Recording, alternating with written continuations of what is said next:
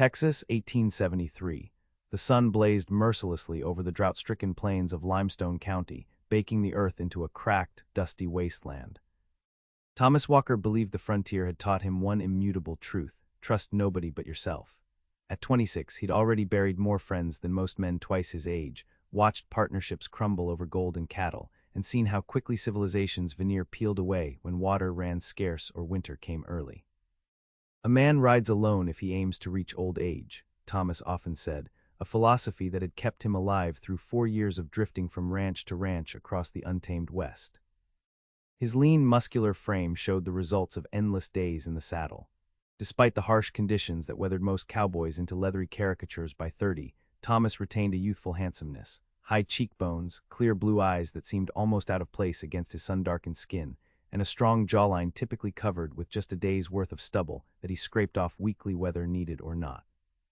What Thomas wanted was simple: enough saved wages to buy a small cattle operation of his own, far from settlements where a man could maintain a wide berth from the complications of other people's lives. What he needed, though he'd sooner take a bullet than admit it, was something to fill the emptiness that grew louder each night as he stared at campfire flames, wondering if there was more to life than survival. The Rocking R Ranch had hired him on 3 months prior, and Thomas had planned to winter there before moving on. The ranch sat 20 miles outside of Limestone Springs, the nearest town large enough to boast a hotel, proper mercantile, and 2 saloons. The older cowboys spoke of the place like it was a metropolitan paradise compared to the isolation of ranch life. "Walker," Foreman Dawson barked across the corral, "need you to make a supply run to town. Boss's list is long, and I can't spare anyone else." Thomas nodded, hiding his displeasure. Town meant people, questions, conversation, all things he actively avoided. "Take the wagon. You'll be there overnight at least." As Thomas hitched the horses and prepared for departure, he reviewed his well-practiced system for town visits. Speak only when necessary, sleep in the wagon rather than the hotel if weather permitted, and finish business quickly. The system had worked flawlessly across 4 states in 7 years of cowboying. What Thomas couldn't have known was how completely that system, and everything else he believed about himself, would collapse within 24 hours. Limestone Springs announced itself with the church steeple first, then scattered buildings rising from the landscape like determined weeds. Thomas pulled the wagon up to Lambert's Mercantile just as the afternoon heat reached its peak. The shopkeeper greeted him with customary suspicion reserved for unfamiliar faces.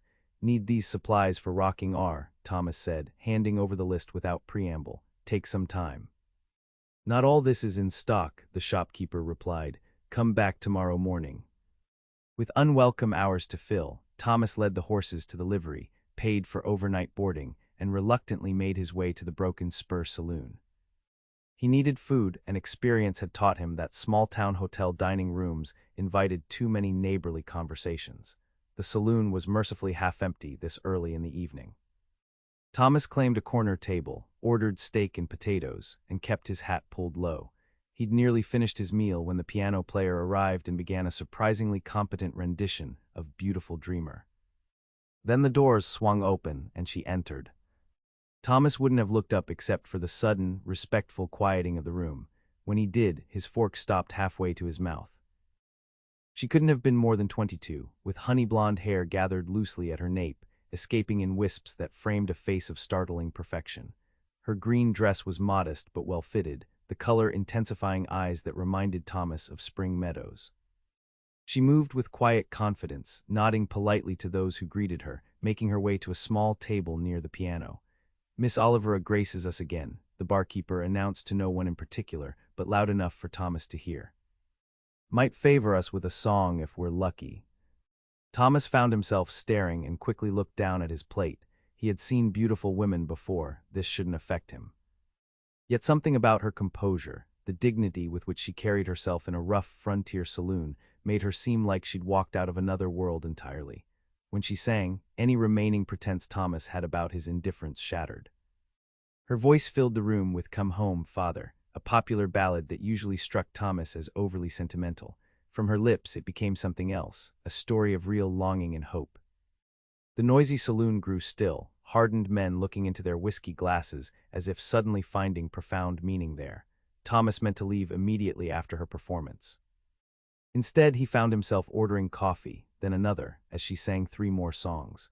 When she finally gathered her sheet music and prepared to depart, the patrons offered genuine appreciation rather than the lewd comments typically directed at saloon entertainers.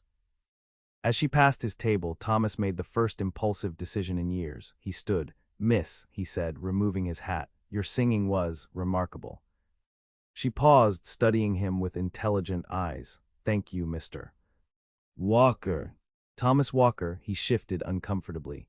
"I'm just passing through, getting supplies for rocking R."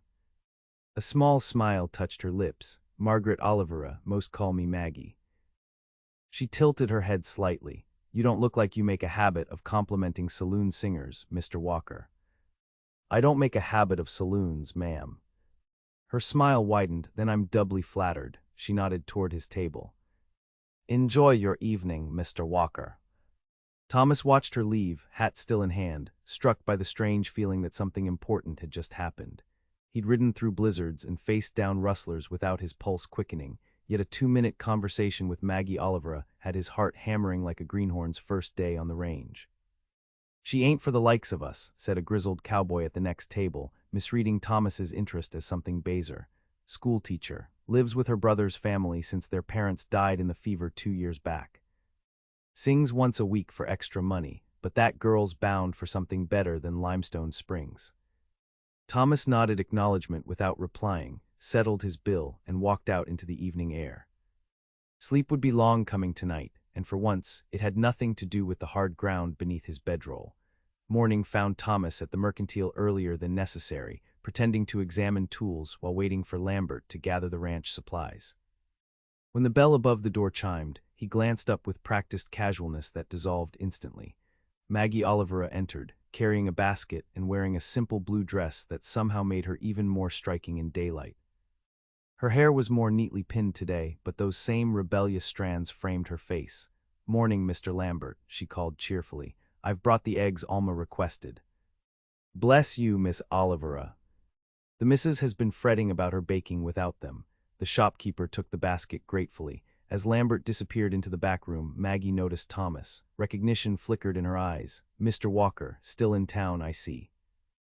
Thomas nodded, suddenly aware of his dusty clothes. Waiting on supplies, should be heading back to the ranch by noon. "The rocking R is a good operation," she offered. "My brother James does business with Mr. Richardson sometimes." "I wouldn't know, been there only a few months. I don't generally stay anywhere long." Something about her easy manner loosened his tongue. Before Thomas realized what was happening, they were discussing the drought, local ranching prospects, and her experiences teaching in the one-room schoolhouse.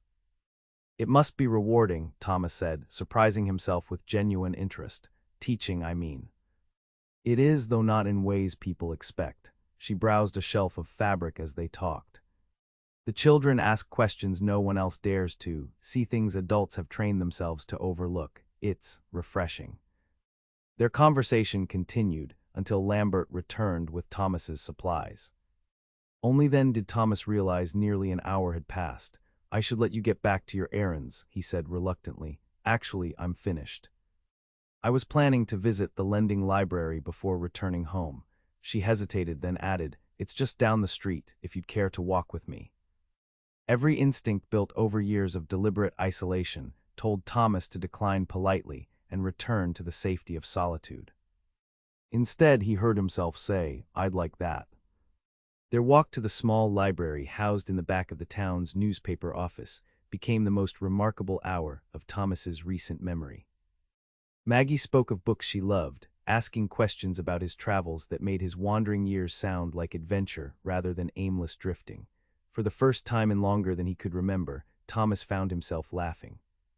"You should do that more often," she observed. "Do what?" "Laugh. It transforms your face entirely." Thomas felt heat rising in his cheeks and changed the subject. "Why does a schoolteacher sing in a saloon?"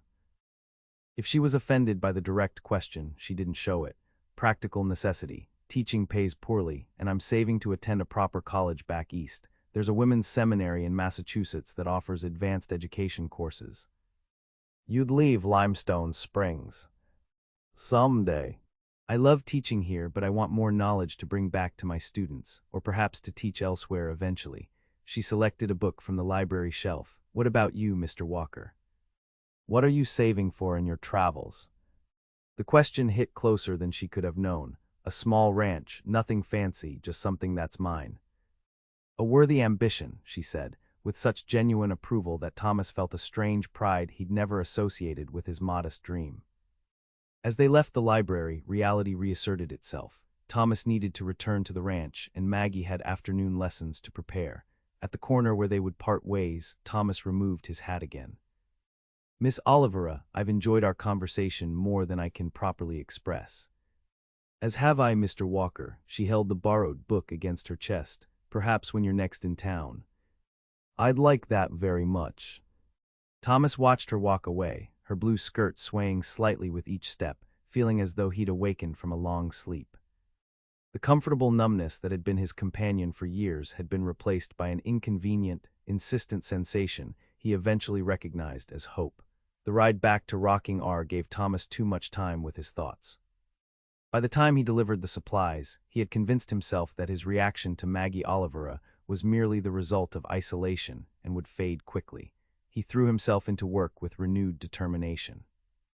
3 weeks later, Foreman Dawson approached him after supper. Need someone to take these contracts to town tomorrow. Boss says they need Richardson's signature by week's end. Thomas kept his expression carefully neutral even as his pulse quickened. I can go. Figured you might volunteer, Dawson said, with a knowing look that Thomas pretended not to notice. The next morning found Thomas riding toward town earlier than necessary, having taken unusual care with his appearance. He traded his work shirt for his one good one, shaved meticulously, and even slicked back his dark hair with water. His first stop was the schoolhouse, a presumptuous choice that he justified as being on the way into town. Classes would be in session, and he had no real reason to interrupt, but he could perhaps catch a glimpse of Maggie teaching, satisfy his curiosity, and proceed with his business. The white clapboard building sat on a small rise at the edge of town. Thomas tethered his horse at a respectful distance and approached quietly, hearing children's voices reciting something in unison. He reached the window just as they finished, watched as Maggie moved among the desks, patiently helping a small boy with his slate. She was even more in her element here than when singing, confident, gentle, commanding respect without demanding it. Thomas was so entranced he failed to notice when she looked up and saw him at the window. Her surprise quickly turned to a warm smile. She said something to the children, who immediately bent their heads to their work, then moved to the door and stepped outside. Mr. Walker, she said, closing the door behind her, this is unexpected. Thomas removed his hat, suddenly aware of how ridiculous his position was. Miss Olivera, I apologize for the intrusion. I was heading into town on business and thought. What had he thought? I thought I might see if you'd care to join me for dinner this evening. At the hotel, not the saloon, he added hastily. Her eyes widened slightly. That would be lovely, but I have school preparations tonight. Perhaps. The schoolhouse door opened, and a small girl with pigtails poked her head out. Miss Olivera, Jimmy says snakes don't got no legs because God punished them, but my pa says they're made that way special. Who's right?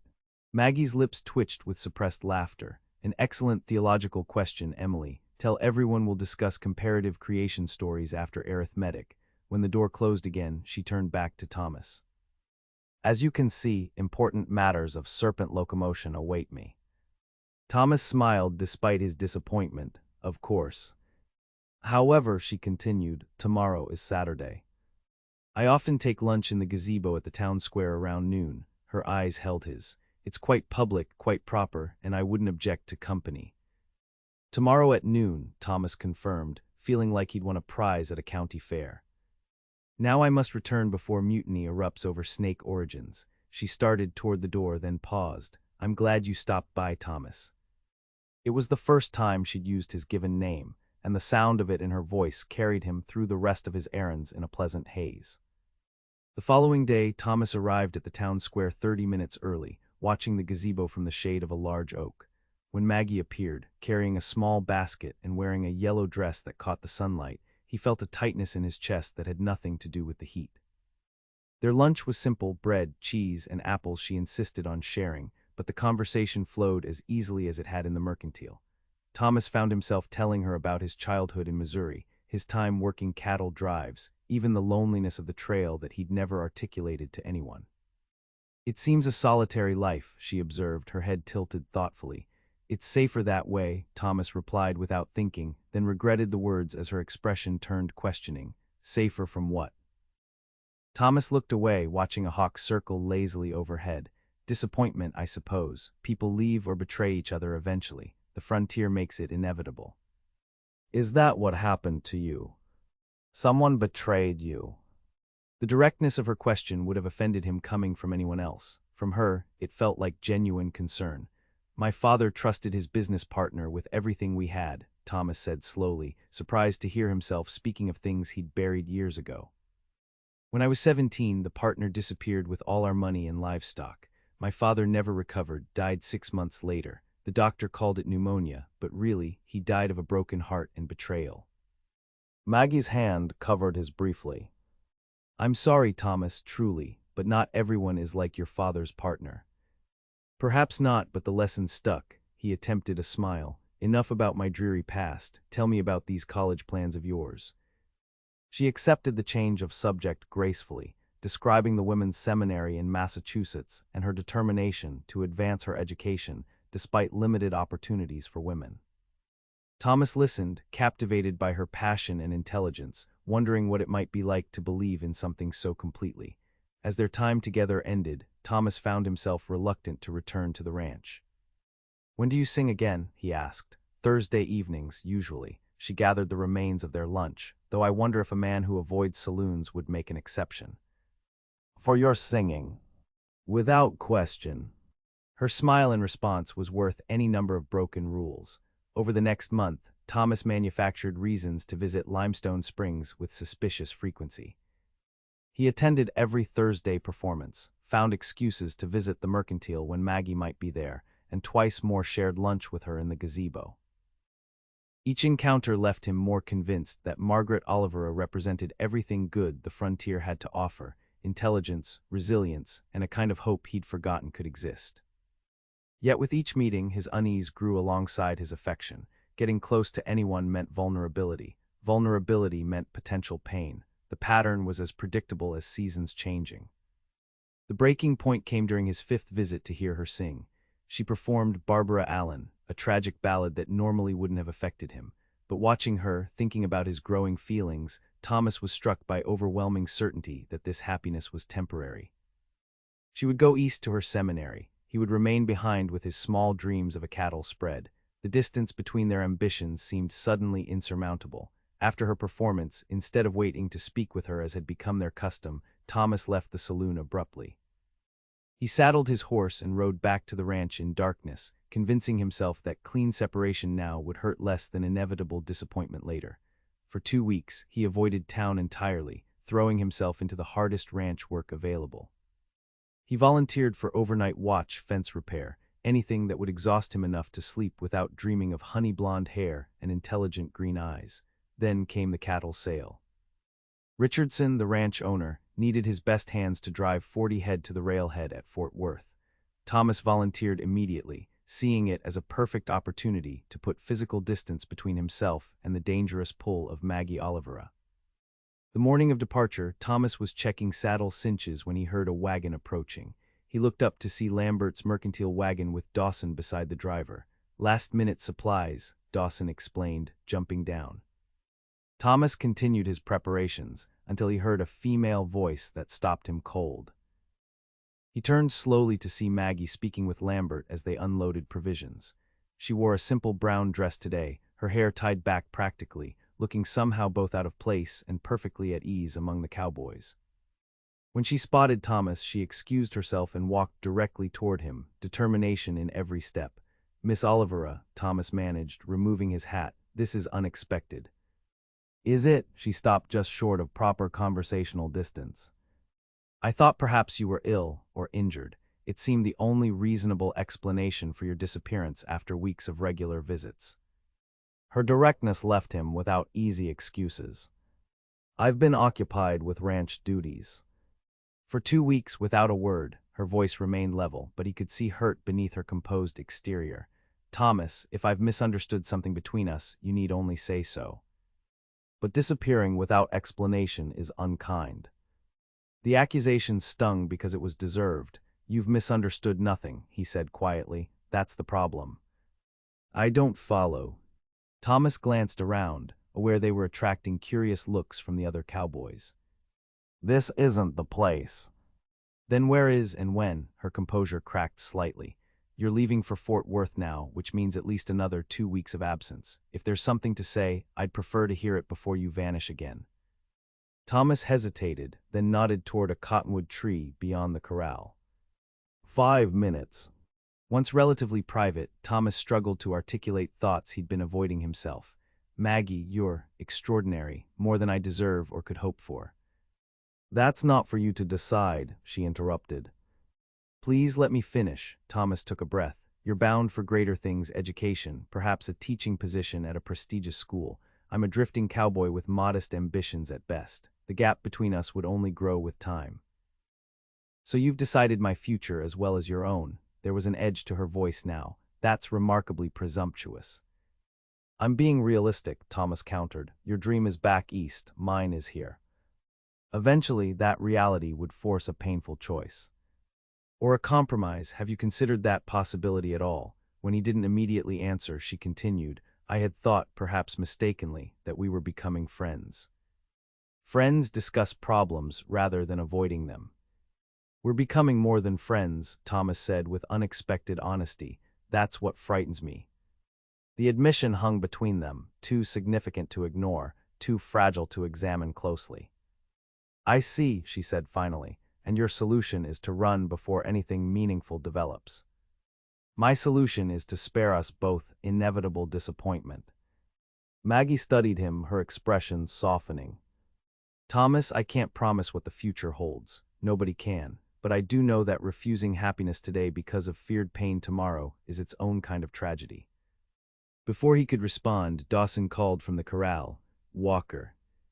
Time to move out. I have to go, Thomas said, genuinely regretful. Yes, you do. Maggie stepped back. When you return, seek me out if you decide facing uncertainty together is preferable to certainty alone. She walked away with dignity, leaving Thomas to mount up with a heavier heart than when the conversation began. As the cattle drive pulled out, he found himself looking back at Limestone Springs until it disappeared beyond the horizon. The drive to Fort Worth took 11 days of hard, focused work, perfect for a man trying to escape his thoughts. The return journey should have been easier, but Thomas found himself increasingly distracted as they neared Limestone Springs. His conversation with Maggie replayed endlessly in his mind. What struck him most was her acceptance of uncertainty. The frontier had taught Thomas that uncertainty was dangerous, yet Maggie faced it with a calm courage that made his caution seem like cowardice. 2 days from the ranch, as they made camp for the evening, Dawson approached Thomas by the fire. Richardson's sending you to town when we get back, the foreman said without preamble. Bank draft needs delivering from the cattle sale.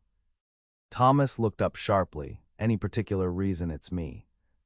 Dawson's weathered face broke into a rare grin. Told him you got unfinished business there, he agreed.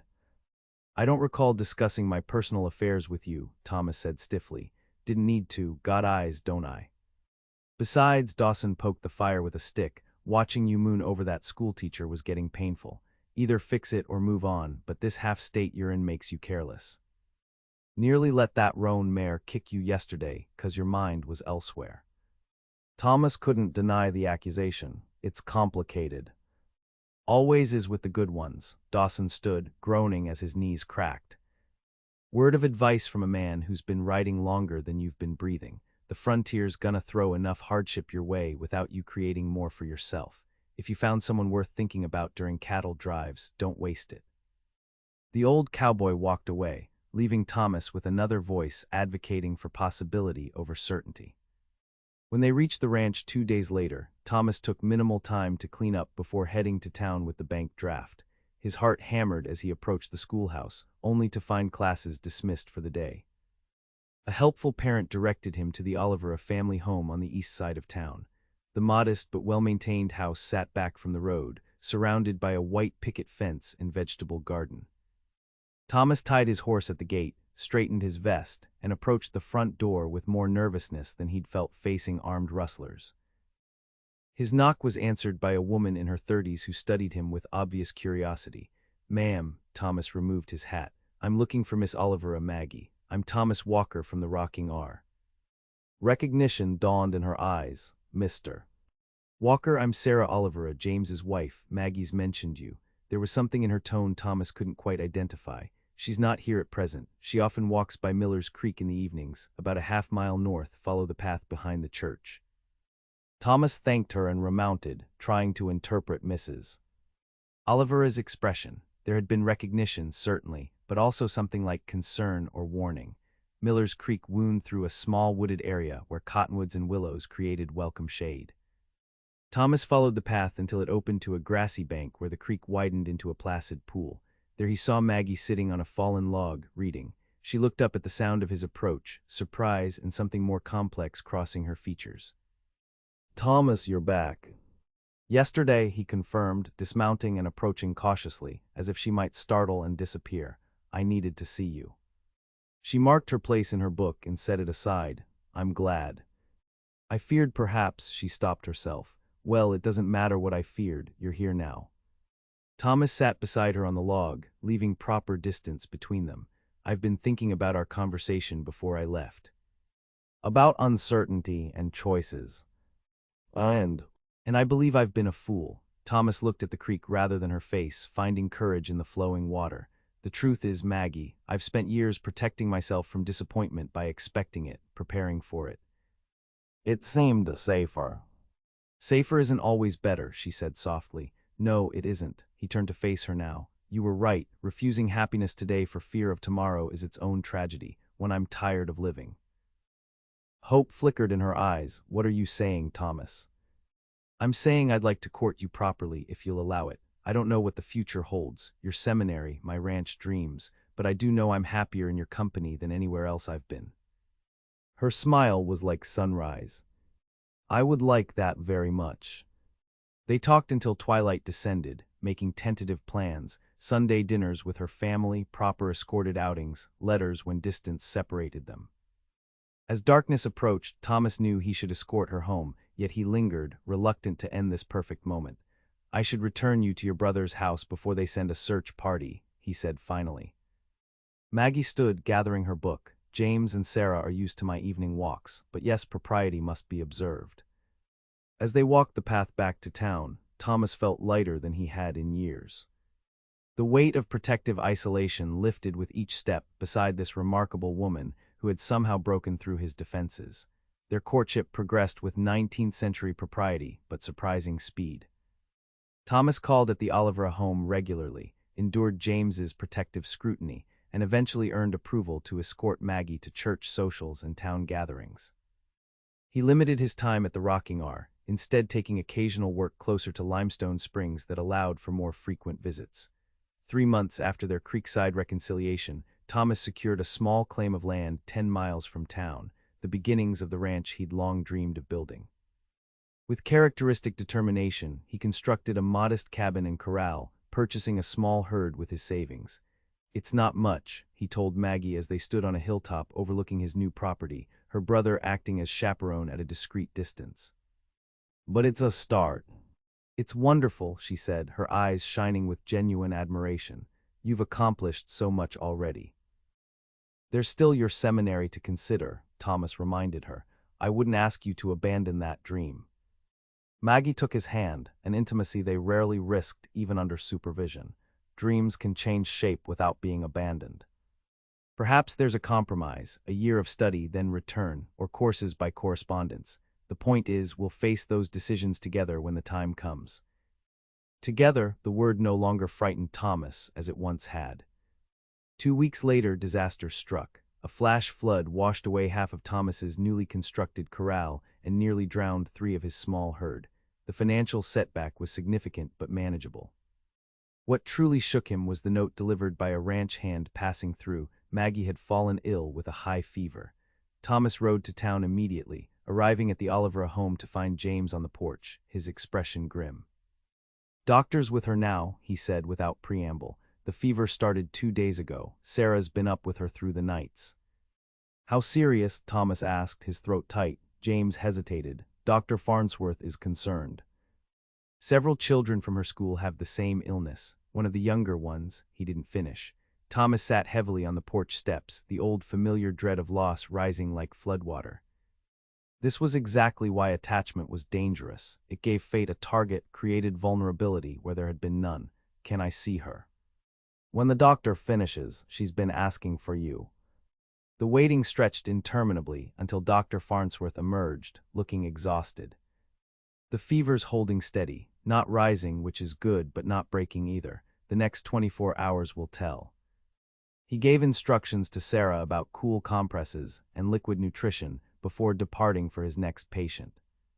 Only then was Thomas permitted to enter Maggie's room. The sight nearly broke him.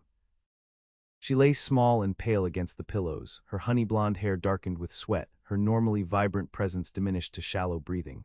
Thomas sat beside the bed, taking her hand gently. "Maggie," he whispered. "I'm here."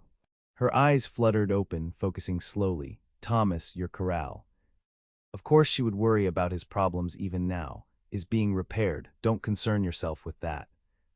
"You came," her voice was faint but clear. "Wild horses couldn't have kept me away." He squeezed her hand. "You need to rest and get well. That's an order from your most devoted pupil."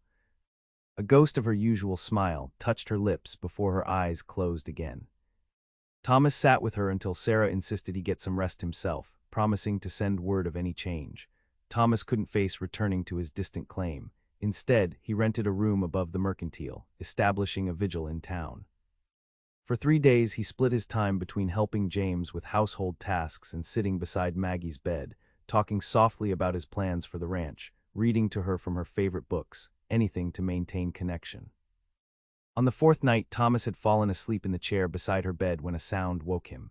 Maggie was murmuring something, her head turning restlessly on the pillow. He leaned closer to hear. "Should have told him," she whispered, clearly delirious. "Should have told Thomas about the letter, before Morgan takes everything." Thomas frowned, uncertain if he'd heard correctly. "Maggie, what letter?" But she had slipped back into fevered sleep. Thomas sat back, puzzled. Morgan. The name meant nothing to him, and what letter could she mean? Before he could ponder further, Sarah entered with fresh water for compresses. Thomas helped her tend to Maggie, deciding the fever-induced words were likely meaningless. Dawn broke with miraculous news. Maggie's fever had broken during the night. By midday she was awake, weak but lucid, able to take broth and speak coherently. The doctor pronounced her on the path to recovery, though complete restoration would take weeks. Thomas's relief was profound, overshadowing the strange midnight utterances. When Maggie was strong enough for extended conversation, he sat beside her bed, holding her hand openly now that her illness had somewhat relaxed the strictures of propriety. "You frightened years from my life," he told her, only half joking. "Imagine how I felt living it," she replied with a shadow of her usual spirit. "Thomas, while I was ill." "Did I say anything unusual?" The question brought back his midnight confusion. "You were delirious at times. Something about a letter, I think, and someone named Morgan." Alarm flashed across her face, quickly controlled. "Fever dreams, nothing more." She changed the subject quickly. "The doctor says I can sit on the porch by week's end." Thomas accepted the diversion, attributing her reaction to embarrassment over fevered ramblings. The important thing was her recovery, which progressed steadily if slowly. By the following week, she was indeed sitting on the porch for short periods, and Thomas visited daily, often bringing wildflowers or books to entertain her convalescence. During one such visit, as Sarah brought them lemonade, Thomas noticed an envelope fall from her apron pocket. He retrieved it, glancing at the return address automatically before handing it back. "Morgan Stanley Esquire, Boston," he read aloud, then froze. Morgan, the name from Maggie's delirium. Sarah snatched the letter with unusual haste, just business correspondence for James. "Thank you." She hurried inside, leaving Thomas staring after her, an uneasy feeling settling in his stomach. When he turned back to Maggie, her face had gone pale. "Is everything all right?" he asked carefully. "Of course." Her smile seemed forced. "Just tired suddenly. Perhaps I've been outside long enough for today." Thomas helped her back to her room, his mind racing with connections he couldn't quite form. Morgan Stanley from Boston. Maggie's fever dream about a letter and Morgan taking everything. Her seminary plans in Massachusetts, not far from Boston. Later that evening, Thomas took supper at the hotel, still troubled by the afternoon's strange undercurrents. As he finished his meal, James Olivera entered the dining room, spotting Thomas and approaching with determination. "Walker, a word if you please." They moved to a quiet corner where James spoke without preamble. "Your intentions toward my sister, I need clarity on them." The directness surprised Thomas. "My intentions are honorable, as I believe I've demonstrated, when my ranch is better established." "That could be years," James interrupted. "Maggie has opportunities that won't wait indefinitely." "Her seminary, you mean? I've never opposed that dream." James studied him. "Among other possibilities, my sister is exceptional, Walker. Her potential extends beyond what Limestone Springs can offer." There was something beneath the words Thomas couldn't identify, a current of urgency that seemed disproportionate. "I'm well aware of her qualities." "That's precisely why I care for her, yes, but care isn't always enough." James leaned forward. "Sometimes the greatest act of love is knowing when to step aside." The conversation left Thomas deeply unsettled.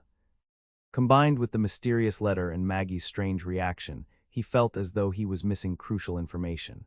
The old instinct to protect himself by withdrawing resurfaced, but he fought it down. Whatever was happening, he wouldn't repeat his earlier mistake of running from complexity. The next morning, Thomas arrived at the Olivera home earlier than usual, hoping to speak privately with Maggie. Sarah met him at the door with obvious discomfort. "I'm afraid Maggie isn't receiving visitors today." "She had a difficult night." "Is she worse? Should I fetch the doctor?" "No, nothing like that. She's just resting." Sarah wouldn't meet his eyes. "Perhaps tomorrow would be better." Thomas hesitated. "Sarah, if there's something I should know." "It's not my place." She began to close the door, then paused. "Thomas, whatever happens, know that Maggie cares for you deeply. Sometimes circumstances are more complicated than they appear." Before he could press further, she closed the door firmly. Increasingly convinced that something significant was being concealed, Thomas decided on a bold course of action. Rather than leaving, he circled around to the back of the house, where Maggie's bedroom window faced the garden. It was inappropriate behavior by any standard, but concern overrode propriety. The window was open to admit the spring breeze. Thomas approached cautiously, keeping out of sight when he heard voices from within. "You must tell him the truth," Sarah was saying, "before he learns it elsewhere." "How can I?" Maggie's voice sounded strained. "After coming to care for him so deeply, how do I tell him it began as deception?" Thomas froze, his blood turning to ice. "It didn't begin that way," Sarah countered. "When Morgan wrote asking for information about Thomas Walker and his land claim, you had no personal interest. You were simply helping your brother's law client." "But I developed interest before telling Thomas about the correspondence. I should have been honest immediately." "You can still be honest now." "And tell him what?" Maggie's voice rose slightly. "That while I was coming to love him, my brother was investigating his land claim for a Boston investor. That Morgan Stanley represents people who want the water rights Thomas doesn't even know run beneath his property." Thomas staggered back from the window, the world tilting sideways. Water rights. His modest claim, seemingly worthless except to a man with simple dreams, apparently held value he hadn't recognized. And Maggie had known. The pieces aligned with sickening clarity. Her convenient appearance at the ranch before his cattle drive, her brother's sudden concern about Thomas's intentions, the correspondence with Boston, had every moment between them been calculated. Every conversation, every shared confidence, had she been reporting back to James and this Morgan Stanley all along. The thought was unbearable. Thomas stalked away from the house, rage and heartbreak battling for supremacy. His father's words echoed, "Trust no one with everything you have." He'd broken that rule, opened himself completely to Maggie, and now faced the same betrayal that had destroyed his father. He mounted his horse and rode hard for his claim, mind racing through options. He could confront her, demand explanations, but what good would that do? The damage was done, the trust was broken. By the time he reached his property, Thomas had made his decision. He would sell the claim immediately, take whatever price he could get, and move on, perhaps to Wyoming or Montana, somewhere far enough that memories of honey-blonde hair and false smiles couldn't follow. He was throwing essentials into saddlebags when hoofbeats approached. Thomas emerged from the cabin, rifle in hand, to see James Olivera dismounting. "You know," James said simply, reading Thomas's expression. "I know enough." Thomas's voice was dangerously quiet. "I know your sister gained my confidence while you investigated my property for outside investors. I know I was played for a fool." James winced. "It's not what you think." "No." "Then what exactly is it? Because from where I stand, it looks like history repeating itself.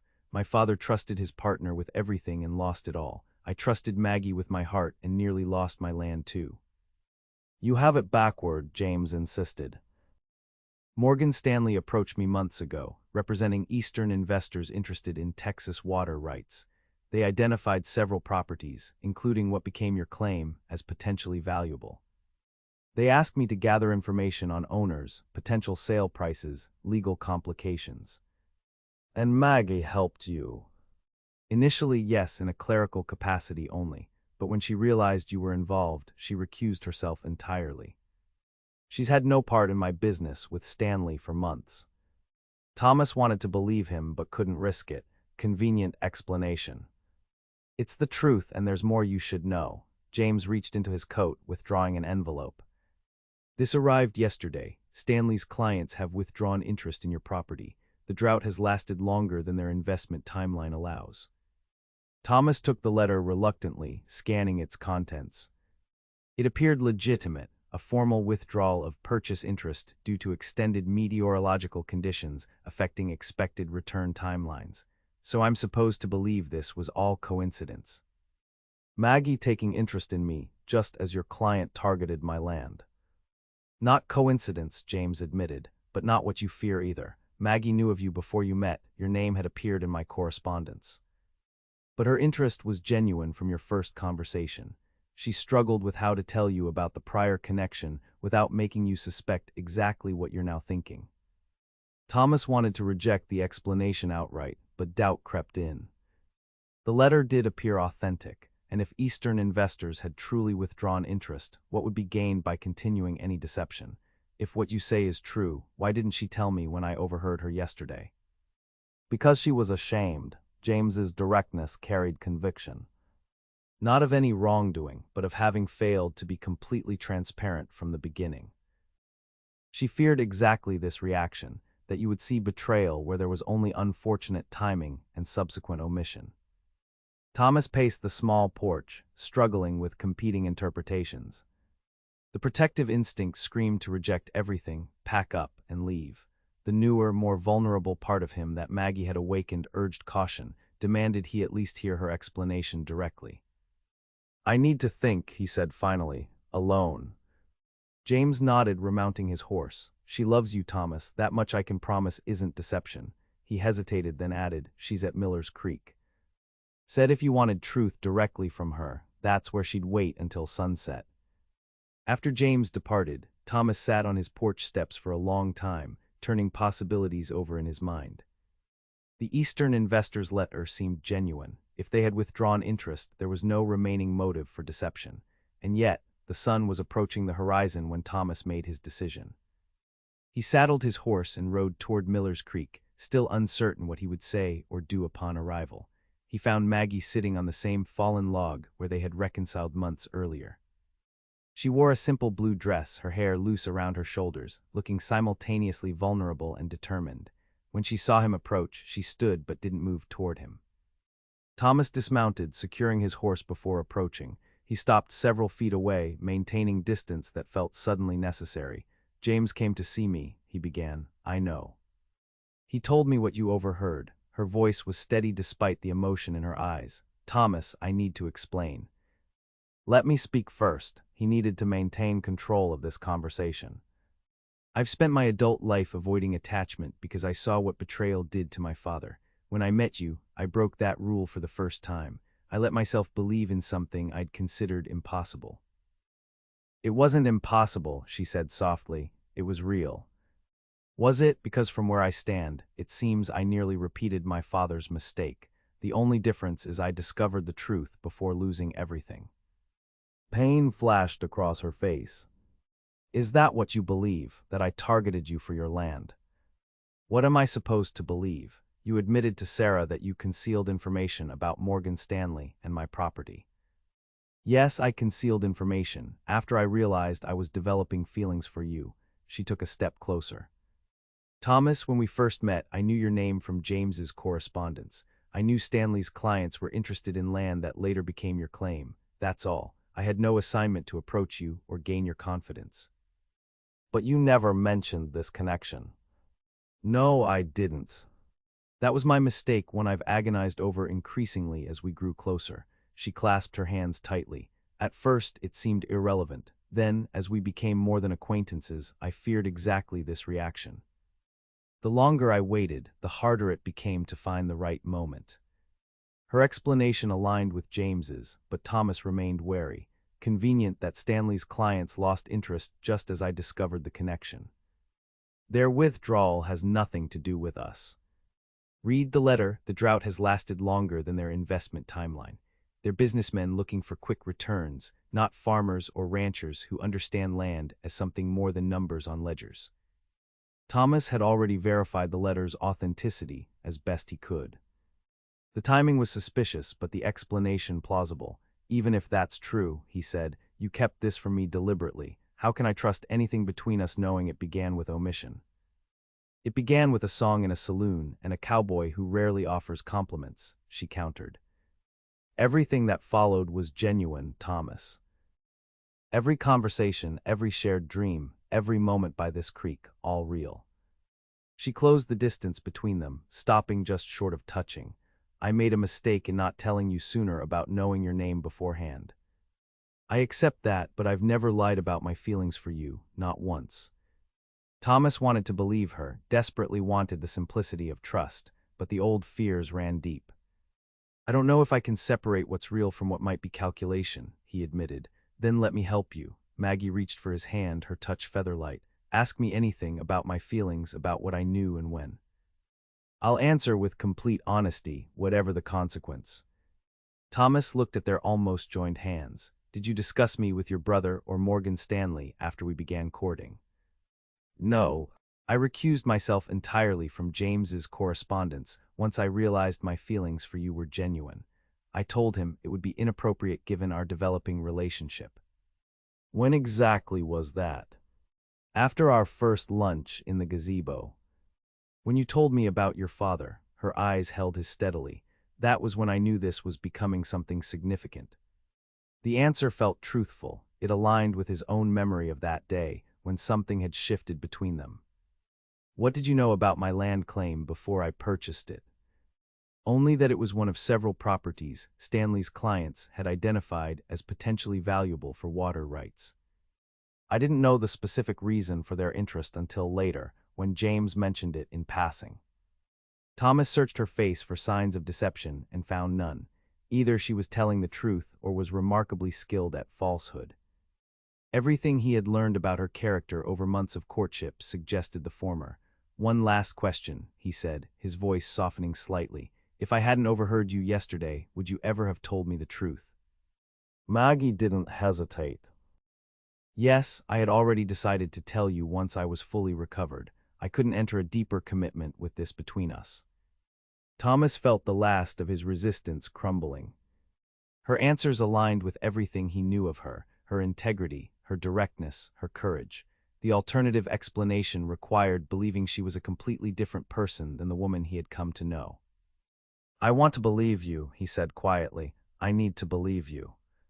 Then do, she finally took his hand fully in hers. Trust what you know of me beyond this one mistake. Trust what we've built together. Thomas looked at their joined hands, then at the creek flowing steadily beside them, changing constantly yet somehow remaining itself. Perhaps trust was similar, not a fixed state but a flowing choice, vulnerable to disruption yet capable of finding its course again. I do trust you, he said finally. It frightens me how much I trust you, but I do.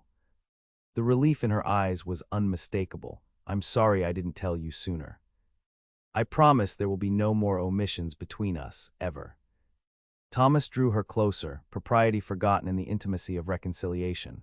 I believe you. And I promise not to let old fears dictate our future. They sat by the creek until twilight deepened around them, rebuilding trust through complete honesty, discussing the seminary plans, his ranch development, how they might build a life that accommodated both their dreams. When Thomas finally escorted her home, something fundamental had shifted between them. The betrayal that wasn't had paradoxically strengthened their bond by forcing complete transparency.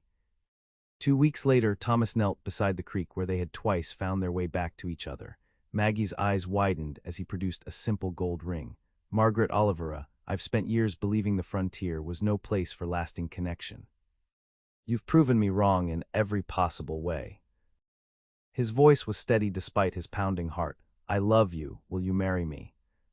Yes, she answered without hesitation. With complete transparency and trust, yes. Their wedding took place the following spring in the Limestone Springs Church, attended by the entire community. Maggie wore white muslin with forget-me-nots in her honey blonde hair. Thomas stood tall in his first store-bought suit, hardly believing his good fortune as she walked toward him. They built their life together on the land that had nearly divided them. Thomas expanded his cattle operation, while Maggie established a small school on their property for neighboring ranch children. She eventually attended her seminary for 1 year, a compromise they reached together, returning with knowledge that transformed education options in their corner of Texas. On summer evenings, they often sat on their porch watching the sunset, their hands intertwined, marveling at how fear of betrayal had nearly cost them everything. In finding the courage to trust despite frontier-hardened caution, they had discovered a truth that sustained them through all subsequent challenges. Genuine connection was not a vulnerability to be feared, but the greatest strength the frontier offered. Years later, when their own children asked how they had found each other, Thomas would smile at his wife and say simply, "Your mother taught me that the most dangerous thing on the frontier isn't outlaws or drought, but refusing happiness today for fear of tomorrow." And Maggie would add, her eyes still bright with the same intelligence and courage that had first captivated him, "And your father taught me that complete honesty, however difficult, is the only foundation strong enough to build a life upon." Together they had proven that even in the harsh, unforgiving West, love could not only survive but flourish, provided one found the courage to trust beyond the shadow of betrayal.